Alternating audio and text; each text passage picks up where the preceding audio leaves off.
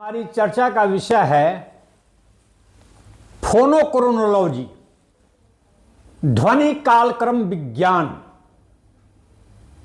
और भाषा विज्ञान के इस ब्रांच में, इस शाखा में हम लोग ध्वनियों के माध्यम से किसी पांडुलिपि या किसी शिलालेख या किसी ताम्रपत्र का समय जानते हैं कि एक कब का हो सकता है।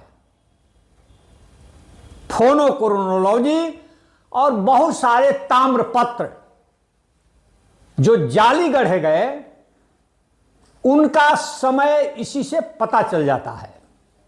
सारे फर्जी ताम्रपत्र जो बनाए गए, हमारे यहाँ जो दावा ठोका गया नालंदा और गया के ताम्रपत्र पर, उसे इसी लिंग्विस्टिक साइंस के आधार पर ही वो बताया गया कि वो ताम्रपत्र गुप्त काल के नहीं हैं। एक केस बिहार का भी था जिस पर दावा तो ठोका गया कि बहुत पुराना है, लेकिन ये पढ़ा गया तो उस पर फसली संवत था। संवत से भी तो हम लोग जान सकते हैं कि वो अकबर काल से पहले का नहीं है, इसलिए कि फसली संवत तो अकबर ने चलाया था। तो फसली संवत जब अकबर ने चलाया था और किसी ताम्रपत्र पर अगर फसली संवत है, तो आप कैसे कहेंगे कि हमको हर्षवर्धन राजा ने दान दिया था?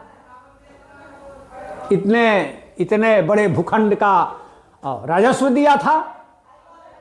ये सब साइंस है। इन सब साइंस के माध्यम से हम लोग गलत और सही या सही इतिहास की पहचान करते हैं। तो ये भी एक इतिहास में बहुत उपयोगी चीज़ है, फोनोक्रोनोलॉजी, ध्वनि कालक्रम विज्ञान इसको हिंदी में बोलते हैं। भाषा विज्ञान की एक विशेष शाखा है जो यह अध्ययन करती है कि समय के साथ किसी भाषा की साउंड्स, ध्वनियों में किस तरह के बदलाव आते हैं। इसे हम लोग पकड़ लेंगे। आप लिपि का जब अध्ययन कीजिएगा तो आप क्या देखिएगा? अशोक की लिपि, अशोक की लिपि में आप देखिएगा कि ऋषि वाला जो री है या जो ली है वो नहीं है, चाहे उसका ह्रस्व रूप हो या दीर्घ रूप हो, दोनों रूप सीधे से गायब हैं।